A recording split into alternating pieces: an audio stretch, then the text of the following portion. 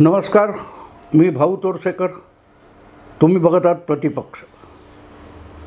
मित्रांनो, मी माझ्या यापूर्वीच्या व्हिडिओतून अनेक वेगवेगळ्या व्हिडिओतून एक गोष्ट सातत्याने सांगत आलो की महाराष्ट्रातली जी राजकीय लढत आहे, राजकीय संघर्ष आहे, तो वरकरणी दिसायला महायुती विरुद्ध महाविकास आघाडी असा आहे.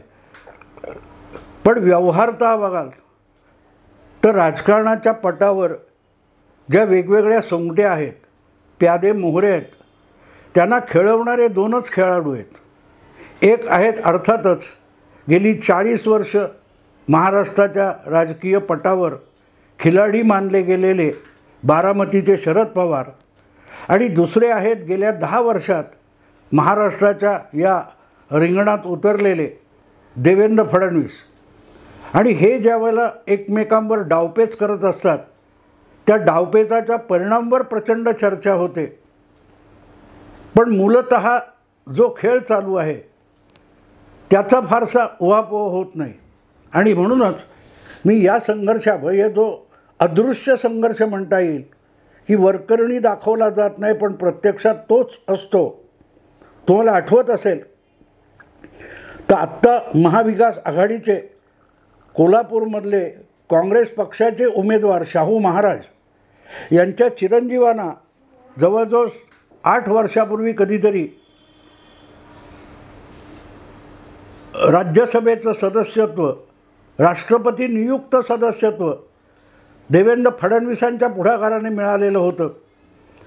आणि संभाजीराजे जे आजच्या शाहू महाराज उमेदवार आहेत, त्यांचे चिरंजीव आहेत, त्यांना ही नियुक्ती मिळाल्यानंतर शरद पवारांनी अत्यंत खवचटपणे म्हटलं होतं की छत्रपतींना पेशवे वस्त्र द्यायला लागले. कारण जी मराठेशाहीमध्ये पेशव्यांना ती नियुक्ती, नेमणूक किंवा ती वस्त्र देण्याची जी प्रथा होती, ती छत्रपतींकडून ती नियुक्ती पेशव्यांना मिळायची, म्हणजे जे राज्याचे प्रधान असायचे. पण देवेंद्र फडणवीसांच्या पुढाकाराने संभाजीराजेंना जे राज्यसभेची नियुक्ती मिळाली, तेव्हा खवचटपणे शरद पवार म्हणाले होते की पेशवे छत्रपतींना वस्त्र द्यायला लागले वगैरे. आठवतं तुम्हाला? आणि शरद पवार कधी थेट जातीय बोलत नाहीत, पण अत्यंत सूचक पद्धतीने बोलतात. मग ते ब्राह्मण असलेले देवेंद्र फडणवीस असो किंवा वैश्य समाजाचे असलेले राजू शेट्टी असोत. मुद्दा असा की याबद्दल बोलताना मी वारंवार एक सांगत आलो की माजी मुख्यमंत्री, आजचे उपमुख्यमंत्री फडणवीस यांचं नाव नाना नसेल, पण ते फडणवीस आहेत हे विसरू नका. पण शरद पवारांना अजूनही त्यांना डिवचण्याची हौस काही फिटत नाही. आणि फडणवीससुद्धा अशा गोष्टीत न बोलता बरंच काही करून जातात. आणि अनेकदा जे करतात ते शब्दात पकडता येत नाही असं करतात. मी आठवणीने तुम्हाला सांगेल की महाराष्ट्रात सत्तांतर झाल्यानंतर लोकमतच्या वार्षिक उत्सवामध्ये नाना पाटेकरने एकनाथ शिंदे आणि देवेंद्र फडणवीस यांची संयुक्त मुलाखत घेतली होती. तेव्हाही नाना पाटेकरने देवेंद्र फडणवीसांना एक प्रमाणपत्र दिलं होतं की हा माणूस इतका मोजून मापून बोलतो की असं चिमटीत पकडायला गेलं तरीही काही सापडत नाही. आणि ही फडणवीसांची ख्याती आहे. आणि असे फडणवीस अचानक बारामती लोकसभा मतदारसंघात इंदापूर या विधानसभा क्षेत्रामध्ये जाऊन पोहोचले. त्याच्यावर मी एक वेगळा व्हिडिओ केलेला आहे. पण असे फडणवीस नेहमी पवारांना खोचक बोलतात असं म्हणता येईल. पण ते खोचलंय कुठे इतरांना कळत नाही, पण दुखतं मात्र पवारांना, हे पण लपून राहिलेलं नाही. तुम्हाला आठवतं 2019च्या विधानसभा निवडणुकीत फडणवीस मुख्यमंत्री होते आणि शिवसेना भाजप युती झाली होती. जागा वाटप जवळजवळ पूर्ण झालं होतं. अशा वेळेला फडणवीस म्हणाले होते की आमचे सगळे मल्ल आखाड्यात उतरायला तयार आहेत, अंगाला तेल लावून तयार आहेत. तेव्हा हा अंगाला तेल लावलेला दीर्घकालीन मल्ल शरद पवार इतके विचलित झाले होते, म्हणाले होते की मी कुस्तीगीर परिषदेचा, महाराष्ट्र कुस्तीगीर परिषदेचा दीर्घकाळ अध्यक्ष आहे आणि मला कळतं की कुस्ती कोणाशी खेळावी, अशा लोकांशी कुस्ती खेळायची नाही, असं हे करून समोरचा तृतीयपंथी आहे असं सूचित करण्याचं विधान आणि कृती शरद पवारांनी केली होती, आठवतं तुम्हाला? आणि म्हणून हा विषय मी आज घेतलेला आहे की महाराष्ट्राच्या राजकारणात वरकरणी 6 पक्ष एकमेकांच्या विरुद्ध लढत आहेत असं दिसतंय. 2 राष्ट्रवादी, 2 शिवसेना, 1 भाजप, 1 काँग्रेस असे 6 पक्ष मैदानात आहेत. पलीकडे वंचित बहुजन आघाडी, मनसे वगैरेही आहेत. पण मुख्यतः राजकारणाच्या मुख्य प्रवाहामध्ये जो संघर्ष आहे तो या 6 पक्षात आहे असं दिसतं आपल्याला. पण वास्तविक पातळीवर तुम्ही बघाल तर तो देवेंद्र फडणवीस आणि शरद पवार यांच्यात चाललेला आहे. आणि अशा वेळेला एकमेकाला कसं वाकड्यात शिरून बोलायचं किंवा नामोहरम करायचं याचे अखंड गेम चालू असतात. आणि म्हणून काल परवा मी अख्खा व्हिडिओ एक केलेला आहे. देवेंद्र फडणवीस बारामतीच्या इंदापूर विधानसभा क्षेत्रामध्ये गेले होते, तिथे त्यांनी रोड शो केला. या संदर्भात मी एक अख्खा व्हिडिओ केला. पण माझ्याही नजरेतून सुटलेली एक गोष्ट मला नंतर हे वेगवेगळे बातम्या व्हिडिओ चेक करताना सापडली आणि मला खंत वाटली की आपण हा मुद्दा कसा विसरलो. महाराष्ट्राच्या राजकारणात शरद पवार हे आता नगण्य झालेले आहेत असे शब्द देवेंद्र फडणवीसांनी बिलकुल वापरलेले नाहीत. शरद पवारांची दखलसुद्धा घेण्याची गरज नाही असंही देवेंद्र फडणवीस अजिबात बोललेले नाहीत.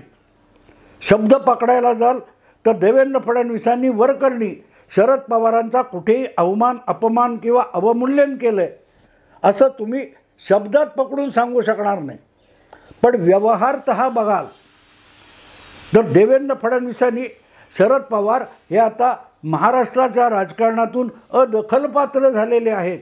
किंबहुना येऊ घातलेल्या किंवा होत असलेल्या 2024च्या लोकसभा निवडणुकीत शरद पवार हा राजकारणात चर्चेसाठी सुद्धा विषय राहिलेला नाही अशा अर्थाचं एक वक्तव्य अतिशय साळसूतपणे देवेंद्र फडणवीसांनी केलं. आणि ते फक्त महाराष्ट्रातल्या लोकसभा किंवा देशभरच्या लोकसभा निवडणुका यांच्याशी संबंधित नाही आहे. शरद पवार महाराष्ट्राच्या राजकारणात इररिलेव्हंट, संदर्भहीन झालेत असं फडणवीस म्हणालेले नाहीत. पण त्यांनी तसं सूचित केलं आहे आणि हे सूचित करता करता देवेंद्र फडणवीसांनी बारामती लोकसभा मतदारसंघातसुद्धा शरद पवार हा विषय राहिलेला नाही हे सूचित केलं. याला महत्त्व आहे. आणि ती खोच माझ्या नजरेतून कशी सुटली याची मला खंत वाटली. म्हणून हा एक आणखीन विषय मी केलेला आहे. मित्रांनो, तुम्हाला आठवतं 2 वर्षापूर्वीची गोष्ट आहे. 2 वर्षापूर्वी 1 मे 2022 नेमकं सांगायचं तर 22 महिन्यापूर्वी मुंबईत सोमय्या ग्राउंड जे आहे चेंबूरच्या बाजूला सायनच्या पुढे, तिकडे भारतीय जनता पक्षाचा महाराष्ट्र दिनानिमित्त एक भव्य मेळावा आयोजित केला होता. आणि त्या मेळाव्यात शेवटचं भाषण करताना देवेंद्र फडणवीस यांनी असेच सूचक उद्गार काढले होते. मुख्यमंत्री पदावर बसलेल्या आणि घरातून बाहेरसुद्धा न पडणाऱ्या आणि उठसूट प्रत्येकाला महाराष्ट्र अस्मिता आणि मर्दानगीच्या धमक्या देणाऱ्या उद्धव ठाकरे यांना अशाच खोचक भाषेत देवेंद्र फडणवीसांनी इशारा दिला होता. नाव घेतलं नव्हतं. फडणवीस सहसा अकारण कोणाचंही नाव घेत नाहीत. पण नेमकं कोणाला बोलत आहेत हे चाणाक्ष माणसाला कळू शकतं. फडणवीस तेव्हा म्हणाले होते, तुम्ही म्हणजे महाराष्ट्र नाही, कारण उठसूट महाराष्ट्राचं चोरलं, महाराष्ट्राचा अपमान, महाराष्ट्राचा स्वाभिमान असली भाषा जे उद्धव ठाकरे बोलतात त्याला उद्देशून देवेंद्र फडणवीस म्हणाले होते, तुम्ही म्हणजे महाराष्ट्र नाही, तुम्ही म्हणजे मुंबई नव्हे आणि तुम्ही म्हणजे मराठी माणूससुद्धा नव्हे, तेव्हा मराठी माणसाच्या वतीने, मुंबईच्या वतीने, महाराष्ट्राच्या वतीने आरोळ्या ठोकण्याची गरज नाही अशी भाषा त्या भाषणात देवेंद्र फडणवीसांनी वापरली होती. उद्धव ठाकरे यांचं नाव घेतलं नव्हतं, पण काय म्हणाले होते, तुम्ही म्हणजे महाराष्ट्र नाही, तुम्ही म्हणजे मुंबई नाही, तुम्ही म्हणजे मराठी माणूससुद्धा नाही. पण पुढचे शब्द देवेंद्र फडणवीस बोलले नाहीत, पण त्या ओघात तुम्ही पुढे आलात तर तुम्ही म्हणजे शिवसेनासुद्धा नाही, हेच देवेंद्र फडणवीसांना म्हणायचं होतं. आणि पुढच्या 60 दिवसात देवेंद्र फडणवीसांनी त्यांचे शब्द खरे करून दाखवले. शिवसेना अशी फोडली की उद्धव ठाकरे जी वडिलार्जित शिवसेना नावाची पार्टी चालवत होती, ती पार्टीसुद्धा त्यांच्या हाती राहिली नाही, ते नाव त्यांच्या हाती राहिलं नाही, त्या पक्षाचं निशाणीसुद्धा उद्धव ठाकरेंच्या हाती उरली नाही. हे मी मुद्दाम सांगतोय मित्र, हे मुद्दाम सांगतोय, कारण एक भाग असतो की तुम्हाला चाणाक्षपणे हरवायचं असेल तर हत्यार उपसून, तलवार उपसून बाहेर पडण्याची गरज नसते. शब्द देखील भेदक असतात. आणि ज्या शिवसेनेची स्थापना मार्मिक या साप्ताहिकामुळे झाली, त्या साप्ताहिकाचं ब्रीदवाक्यसुद्धा ते होतं, तलवार तोफ गोळ्याची गरज नाही, न खिचो कमान को न तलवार निकालो. एक शेर त्या मार्मिकचं ब्रीदवाक्य म्हणून छापलेला होता, काव्यपंक्ती, न खिचो कमान को न तलवार निकालो, जो तोप मुकाबिल है एक अखबार निकालो. एक वर्तमानपत्र असं काढा, शब्द असे वापरा की ते तोप गोळ्यासारखे असले पाहिजे. हे उद्धव ठाकरे विसरून गेले, समजू शकले नाहीत, म्हणून रोज शब्दांचे बुडबुडे उडवत असतात. पण मार्मिकशी दूरान्वये संबंध नसलेले देवेंद्र फडणवीस मात्र शब्द कसे जपून वापरायचे हे समजून बसलेत. आणि म्हणून अवघ्या 60 दिवसात त्यांनी तेव्हा महाराष्ट्रात सत्तांतर घडवून आणलं होतं. उद्धव ठाकरे यांना मुख्यमंत्रीपदाची खुर्ची सोडावी लागली होती. तेच फडणवीस, ज्यांचं नाव नाना नाही आहे पण ते फडणवीसच आहेत, असे देवेंद्र फडणवीस हे इंदापूरला हर्षवर्धन पाटलांच्या मतदारसंघात सुनेत्रा पवार यांचा प्रचार करायला गेले होते. त्यांचे दुसरे सहकारी, दुसरे उपमुख्यमंत्री अजितदादा पवार यांच्या पत्नी बारामती लोकसभेच्या उमेदवार आहेत. आणि त्या बारामती लोकसभा मतदारसंघामध्ये हर्षवर्धन पाटील हे बालेकिल्ला असलेले जे माजी नेते आहेत, माजी आमदार, माजी मंत्री आहेत, त्यांच्या मतदारसंघात देवेंद्र फडणवीस गेले होते. आणि त्यांनी अतिशय सूचकपणे सुनेत्रा पवार यांना विजयी करणं कसं आवश्यक आहे हे रोड शो करून बोलून दाखवलं. किंबहुना एका उपमुख्यमंत्र्याला दुसऱ्या उपमुख्यमंत्र्याच्या मदतीला यावं लागलं. पण ते करताना बारामतीची लढाई ही सुनेत्रा पवार आणि सुप्रियाताई सुळे या भाऊजे आणि नणंद यांच्यातली लढाई आहे अशी जी चर्चा चालते, त्याच्यावर सिक्सर मारून देवेंद्र फडणवीस यांनी ही लढाई अजितदादा आणि शरद पवार म्हणजे काका आणि पुतण्या यांच्यातली सुद्धा नाही, ही लढाई महायुती आणि महाविकास आघाडी यांच्यातली सुद्धा नाही, किंबहुना ही लढाई देवेंद्र फडणवीस आणि शरद पवार यांच्यातली सुद्धा नाही, असं जे काय सूचित केलं तो मास्टरपीस होता. कारण देवेंद्र फडणवीसांचे शब्द काय होते लक्षात घ्या, की बारामतीमध्ये जी लोकसभेची निवडणूक होऊ घातली आहे ती 2 उमेदवारातली नाही आहे, ती सुप्रियाताई आणि सुनेत्रा वहिनी यांच्यातली लढाई नाही आहे. ही लढाई नरेंद्र मोदी आणि राहुल गांधी यांच्यातली लढाई आहे. मित्रांनो, या वाक्यातलं गांभीर्य तुम्हाला कळतं. सुनेत्रा वहिनी या बारामतीच्या महायुतीच्या उमेदवार आहेत असं तुम्हाला वाटतंय, पण त्या नरेंद्र मोदींच्या प्रतिनिधी आहेत. आणि सुप्रिया सुळे ह्या तुम्हाला शरद पवारांची कन्या वाटते, पण त्या प्रत्यक्षात राहुल गांधींचे कार्यकर्ते असलेल्या शरद पवारांच्या कन्या आहेत, असा हा खोचक टोला आहे. ही लढत शरद पवारांना हरवण्यासाठी नाही आहे. शरद पवार ऑलरेडी महाराष्ट्राच्या राजकारणातून आटोपलेले आहेत. ही लढाई राहुल गांधींचा बारामतीत पराभव करण्यासाठी आहे, असं जे काय सूचक विधान देवेंद्र फडणवीसांनी केलं आहे. इथे कळतं की नाव नाना नसेल, पण हा 21व्या शतकातला फडणवीसच आहे. 21व्या शतकातला आहे, पण फडणवीस आहे.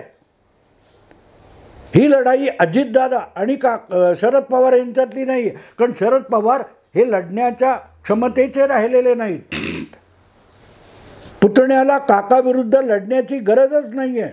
आणि ही लढाई देशाच्या 543 लोकसभा मतदारसंघामध्ये होत असताना ती राहुल गांधी विरुद्ध नरेंद्र मोदी अशी आहे. त्यामुळे तुम्ही सुनेत्रा वहिनींना मत देणं म्हणजे नरेंद्र मोदींना मत देणं आहे, आणि सुप्रियाताईंना मत देणं म्हणजे राहुल गांधींना मत देणं आहे. कारण राहुल गांधी हे शरद पवारांचे राष्ट्रीय नेता आहेत. लक्षात घ्या मित्रांनो,